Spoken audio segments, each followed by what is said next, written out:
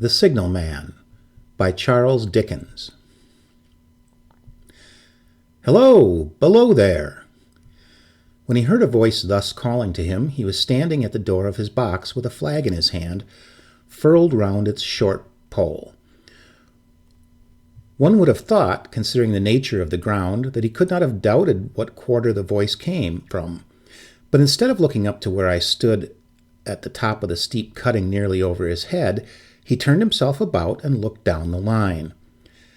There was something remarkable in his manner of doing so, though I could not have said for my life what.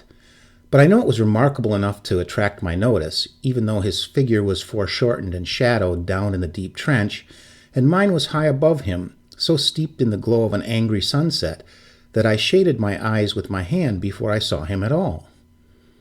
"Hello, below!" From looking down the line, he turned himself about again and, raising his eyes, saw my figure high above him. "Is there any path by which I can come down and speak to you?" He looked up at me without replying, and I looked down at him without pressing him too soon with a repetition of my idle question. Just then there came a vague vibration in the earth and air, quickly changing into a violent pulsation, and an oncoming rush that caused me to start back, as though it had force to draw me down. When such vapor as rose to my height from this rapid train had passed me, and was skimming away over the landscape, I looked down again and saw him refurling the flag he had shown while the train went by. I repeated my inquiry. After a pause during which he seemed to regard me with fixed attention, he motioned with his rolled-up flag towards a point on my level, some 200 or 300 yards distant. I called down to him, "All right," and made for that point. There, by dint of looking closely about me, I found a rough, zigzag, descending path notched out, which I followed. The cutting was extremely deep and unusually precipitate. It was made through a clammy stone and became oozier and wetter as I went down. For these reasons, I found the way long enough to give me time to recall a singular air of reluctance or compulsion with which he had pointed out the path. When I came down low enough down the zigzag descent to see him again, I saw that he was standing between the rails on the way by which the train had lately passed, in an attitude as if he were waiting for me to appear. He had his left hand at his chin, and that left elbow rested on his right hand, crossed over his breast. His attitude was one of such expectation and watchfulness that I stopped a moment, wondering at it. I resumed my downward way, and stepping out upon the level of the railroad and drawing nearer to him, saw that he was a dark, sallow man with a dark beard and rather heavy eyebrows. His post was in as solitary and dismal a place as I ever saw. On either side, a dripping wet wall of jagged stone, excluding all view but a strip of the sky, the perspective one way only a crooked prolongation of this great dungeon, the shorter perspective in the other direction terminating in a gloomy red light, and the gloomier entrance to a black tunnel, whose massive architecture there was a barbarous, depressing, and forbidding air. So little sunlight ever found its way to this spot that it had an earthy, deadly smell, and so much cold wind rushed through it that it struck chill to me as if I had left the natural world. Before he stirred, I was near enough to him to have touched him. Not even then removing his eyes from mine, he stepped back one step and lifted his hand. "This was a lonely spot to occupy," I said, "and it had riveted my attention when I looked down from up yonder. A visitor was a rarity, I should suppose, not an unwelcome rarity, I hoped. In me he merely saw a man who had been shut up within the narrow limits of all his life, and who, being free at last, had a newly awakened interest in these great works. To such purpose I spoke to him, but I am far from sure of the terms I used, for, besides that I am not happy in opening any conversation, there was something in the man that daunted me. He directed a most curious look toward the red light near the tunnel's mouth, and looked all about it, as if something were missing from it, and then looked at me. That light was part of his charge, was it not? He answered in a low voice, "Don't you know it is?" The monstrous thought came into my mind as I perused the fixed eyes and the Saturn face that this was a spirit, not a man. I have speculated since whether there may have been some infection in his mind. In my turn, I stepped back, but in making the action, I detected in his eyes some latent fear of me. This put the monstrous thought to flight. "You look at me," I said, forcing a smile, "as if you had a dread of me." "I was doubtful," he returned, "whether I had seen you before." "Where?" He pointed to the red light he had looked at. "There?" I said. Intently watchful of me, he replied, but without sound, "Yes." "My good fellow, what should I do there? However, be that as it may, I never was there, you may swear." "I think I may," he rejoined. "Yes, I am sure I may." His manner cleared like my own. He replied to my remarks with readiness and in well-chosen words. Had he much to do there? Yes, that was to say, he had enough responsibility to bear, but exactness and watchfulness were what was required of him, and of actual work, manual labor, he had next to none. To change that signal, to trim those lights, and to turn this iron handle now and then was all he had to do under that head. Regarding those many long and lonely hours of which I seemed to make so much, he could only say that the routine of his life had shaped itself into that form, and he had grown used to it. He had taught himself a language down there, if only to know it by sight, and to have formed his own crude ideas about its pronunciation could be called learning it. He had also worked at fractions and decimals, and tried a little algebra, but he was, and had been as a boy, a poor hand at figures. Was it necessary for him when on duty always to remain in that channel of damp air, and could he never rise into the sunshine from between those high stone walls? Well, that depended upon times and circumstances. Under some conditions there would be less upon the line than under others, and the same held good as to certain hours of the day and night. In bright weather he did choose occasions for getting a little above those lower shadows, but being at all times liable to be called by his electric bell, and at such times listening for it with redoubled anxiety, the relief was less than I would imagine. He took me into his box, where there was a fire, a desk for an official book in which he had to make certain entries, a telegraphic instrument with its dial, face, and needles, and a little bell of which he had spoken.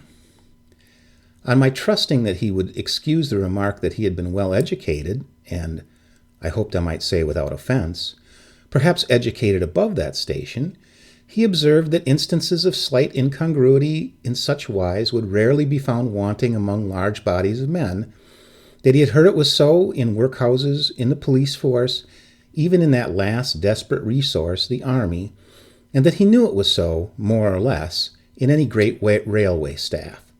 He had been, when young, if I could believe it sitting in that hut, he scarcely could, a student of natural philosophy and had attended lectures, but he had run wild, misused his opportunities, gone down, and never risen again. He had no complaint to offer about that. He had made his bed, and he lay upon it. It was far too late to make another. All that I have here condensed he said in a quiet manner, with his grave, dark regards divided between me and the fire. He threw in the word "sir" from time to time, and especially when he referred to his youth, as though to request me to understand that he claimed to be nothing but what I found him. He was several times interrupted by the little bell, and had to read off messages and send replies. Once he had to stand without the door and display a flag as a train passed, and make some verbal communication to the driver. In the discharge of his duties, I observed him to be remarkably exact and vigilant, breaking off his discourse at a syllable, and remaining silent until he had to do what was done. In a word, I should have set this man down as one of the safest men to be employed in that capacity, but for the circumstance that while he was speaking to me he twice broke off with a fallen color, turned his face toward the little bell when it did not ring, opened the door of the hut, which was kept shut to exclude the unhealthy damp, and looked out towards the red light near the mouth of the tunnel. On both of those occasions, he came back to the fire with an inexplicable air upon him which I had remarked, and without being able to define when we were so far asunder. Said I, when I rose to leave him, "You almost make me think that I have met with a contented man." I'm afraid I must acknowledge that I said it to lead him on. "I believe I used to be so," he rejoined, in that low voice in which he had first spoken. "But I am troubled, sir. I am troubled." He would have recalled the words if he could. He had said them, however, and I took them up quickly. "With what? What is your trouble?" "It is very difficult to impart, sir. It is very, very difficult to speak of. If ever you make me another visit, I will try to tell you." "But I expressly intend to make you another visit. Say, when shall it be?" "I go off early in the morning, and I shall be on again at 10 tomorrow night, sir." "I will come at 11. He thanked me and went out at the door with me. "I'll show you my white light, sir," he said in his peculiar low voice, "till you have found the way up. When you have found it, don't call out. And when you are at the top, don't call out." His manner seemed to make the place strike colder to me, but I said no more than, "Very well. And when you come down tomorrow night, don't call out. Let me ask you a parting question. What made you cry, 'Hello, below there,' tonight?" "Heaven knows," said I. "I cried something to that effect." "Not to that effect, sir. Those were the very words. I know them well." "Admit those were the very words. I said them, no doubt, because I saw you below." "For no other reason?" "What other reason could I possibly have? You had no feeling they were conveyed to you in any supernatural way?" "No." He wished me good night and held up his light. I walked by the side of the down line of rails, with a very disagreeable sensation of a train coming behind me, until I found the path. It was easier to mount than to descend, and I got back to my inn without any adventure. Punctual to my appointment, I placed my foot on the first notch of the zigzag next night as the distant clocks were striking 11. He was waiting for me at the bottom with his white light on. "I have not called out," I said, when we came close together. "May I speak now?" "By all means, sir." "Good night, then, and here's my hand." "Good night, sir, and here's mine." With that we walked side by side to his box, entered it, closed the door, and sat down by the fire. "I have made up my mind, sir," he began, bending forward as soon as we were seated, and speaking in a tone but a little above a whisper, "that you shall not have to ask me twice what troubles me. I took you for someone else yesterday evening. That troubles me." "That mistake?" "No, that's someone else." "Who is it?" "I don't know." "Like me?" "I don't know. I never saw the face. The left arm is across the face, and the right arm is waved, violently waved. This way." I followed his action with my eyes, and it was the action of an arm gesticulating with the utmost passion and vehemence. "For God's sake, clear the way."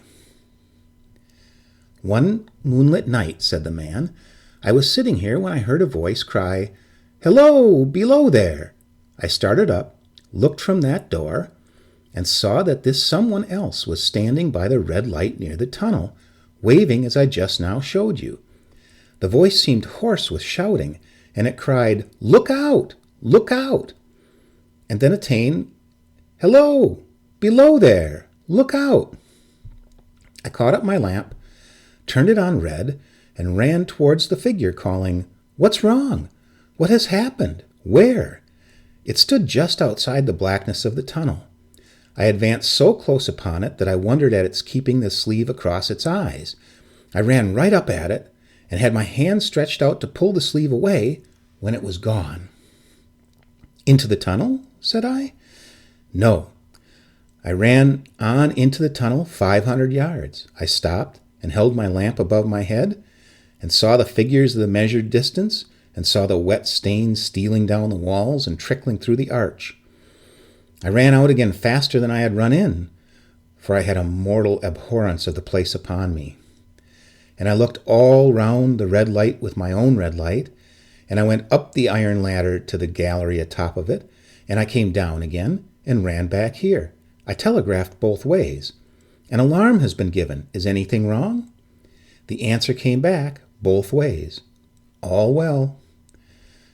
Resisting the slow touch of a frozen finger tracing out my spine, I showed him how that this figure must be a deception of his sense of sight, and how that figures originating in the disease of the delicate nerves that minister to the functions of the eye were known to have often troubled patients, some of whom had become conscious of the nature of their affliction and had even proved it by experiments upon themselves.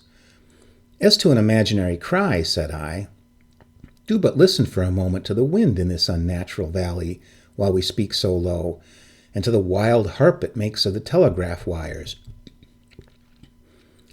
That was all very well, he returned, after we had sat listening for a while, and he ought to know something of the wind and the wires, who so often passed long winter nights there, alone and watching.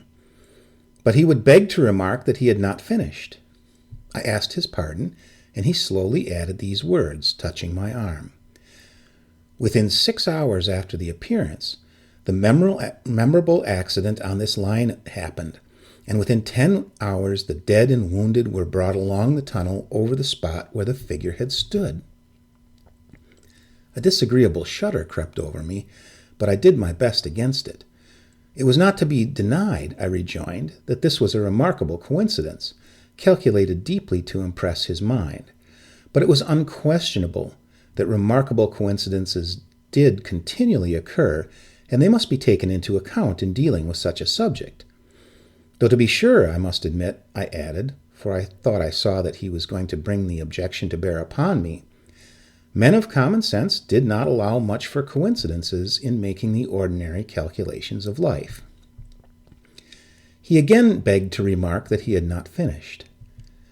I again begged his pardon for being betrayed into interruptions. This, he said, laying his hand upon my arm and glancing over his shoulder with hollow eyes, was just a year ago. 6 or 7 months passed, and I had recovered from the surprise and shock when one morning, as the day was breaking, I, standing at the door, looked towards the red light and saw the spectre again. He stopped with a fixed look at me. Did it cry out? No, it was silent. Did it wave its arm? No, it leaned against the shaft of the light with both hands before the face, like this. Once again I followed his action with my eyes. It was an action of mourning. I have seen such an attitude in stone figures on tombs. Did you go up to it? I came in and sat down, partly to collect my thoughts, partly because it had turned me faint. When I turned to the door again, daylight was above me, and the ghost was gone. But nothing followed? Nothing came of this? He touched me on the arm with his forefinger twice or thrice, giving a ghastly nod each time. That very day, as a train came out of the tunnel, I noticed at a carriage window on my side what looked like a confusion of hands and heads, and something waved. I saw it just in time to signal the driver, "Stop!" He shut off, put his brake on, but the train drifted past here 150 yards or more. I ran after it and, as I went along, heard terrible screams and cries. A beautiful young woman had died instantaneously in one of the compartments, and it was brought in here and laid upon this floor between us. Involuntarily, I pushed my chair back as I looked from the boards at which he pointed to himself. True, sir, true, precisely as it happened, so I tell it to you. I could think of nothing to say to any purpose, and my mouth was very dry. The wind and the wires took up the story with a long, lamenting wail. He resumed, "Now, sir, mark this, and judge how my mind is troubled. The spectre came back a week ago. Ever since, it has been there, now and again, by fits and starts. At the light, at the danger light. What does it seem to do? He repeated, if possible with increased passions and vehemence, that the former gesticulation of, 'For God's sake, clear the way.' Then he went on, I have no peace or rest for it. It calls to me for many minutes together in an agonized manner. Below there! Look out! Look out! It stands waving at me. It rings my little bell. I caught at that. Did it ring your bell yesterday evening when I was here and you went to the door? Twice. Why, see, said I, how your imagination misleads you. My eyes were on the bell, and my ears were open to the bell, and if I am a living man, it did not ring at those times. No, nor at any other time, except when it was rung in the natural course of physical things by the station communicating with you. He shook his head. I have never made a mistake to that yet, sir. I have never confused the spectre's ring with the man's. The ghost's ring is a strange vibration in the bell that it derives from nothing else, and I have not asserted that the bell stirs to the eye. I don't wonder that you failed to hear it, but I heard it. And did the spectre seem to be there when you looked out? It was there. Both times? He repeated firmly. Both times. Will you come to the door with me and look for it now? He bit his under lip as if he were somewhat unwilling, but arose. I opened the door and stood on the step while he stood in the doorway. There was the danger light. There was the dismal mouth of the tunnel. There were the high, wet stone walls of the cutting. There were the stars above them. Do you see it? I asked him, taking particular note of his face. His eyes were prominent and strained, but not so much more so, perhaps, than my own had been when I had directed them earnestly towards the same spot. No, he answered, it is not there. Agreed, said I. We went in again, shutting the door, and resumed our seats. I was thinking how best to improve this advantage, if it might be called one, when he took up the conversation in such a matter-of-course way, so assuming that there could be no serious question of the fact between us, that I felt myself placed in the weakest of positions. By this time you will fully understand, sir, he said, that what troubles me so dreadfully is the question, what does the spectre mean? I was not sure, I told him, that I did fully understand. What is its warning against? He said, ruminating, with his eyes on the fire, and only by times turning them on me. What is the danger? Where is the danger? There is danger overhanging somewhere on the line. Some dreadful calamity will happen. It is not to be doubted this third time, after what has gone before. But surely this is a cruel haunting of me. What can I do? He pulled out his handkerchief and wiped the drops from his heated forehead.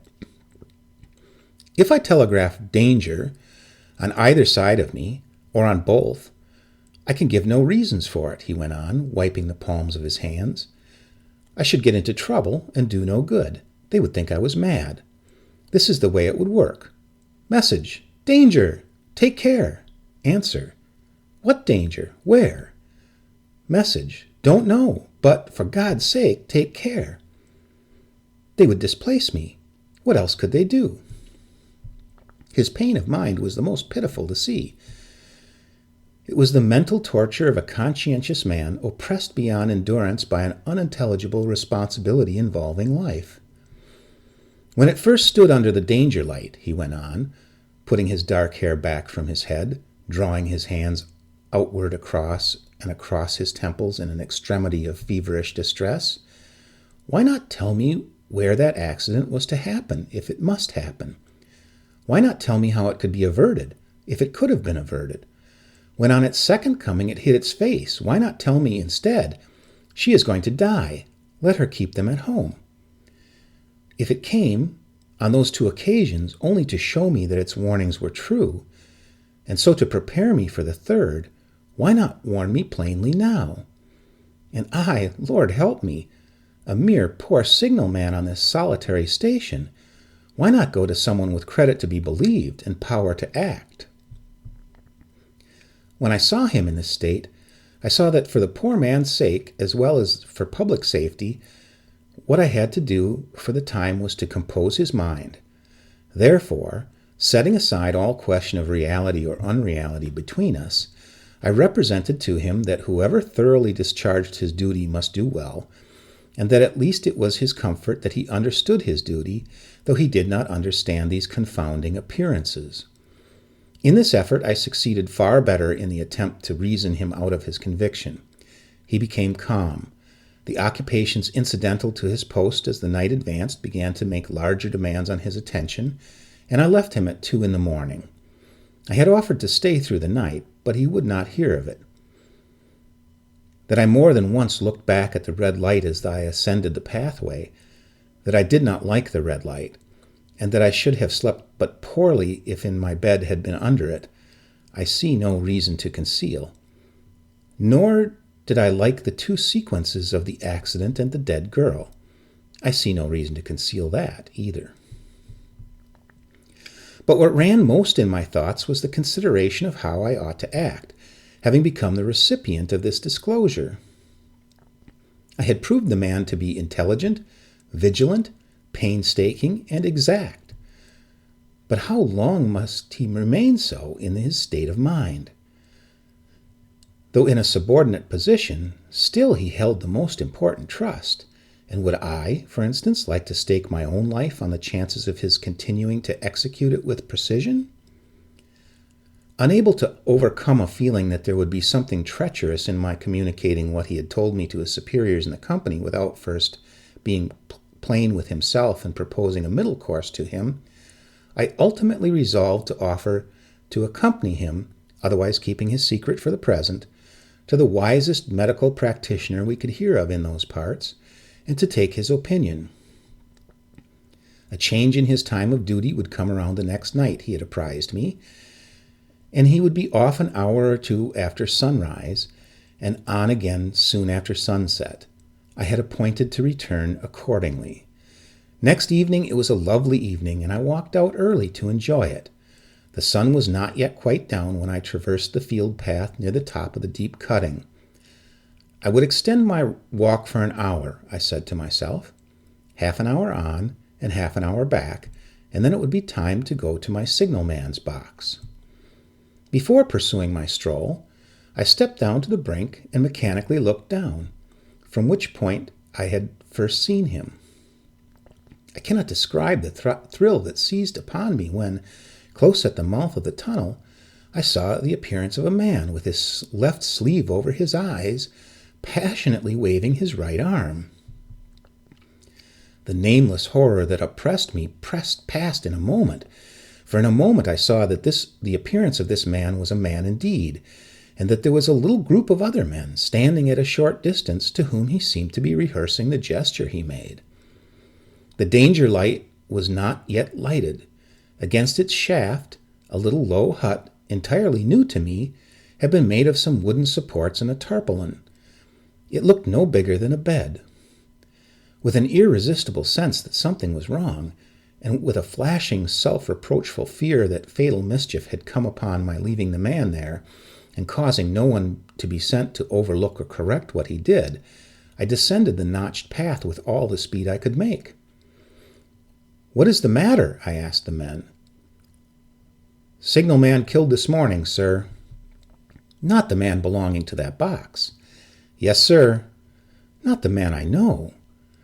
"You will recognize him, sir, if you knew him," said the man who spoke for the others, solemnly uncovering his own head and raising an end of the tarpaulin, for his face is quite composed.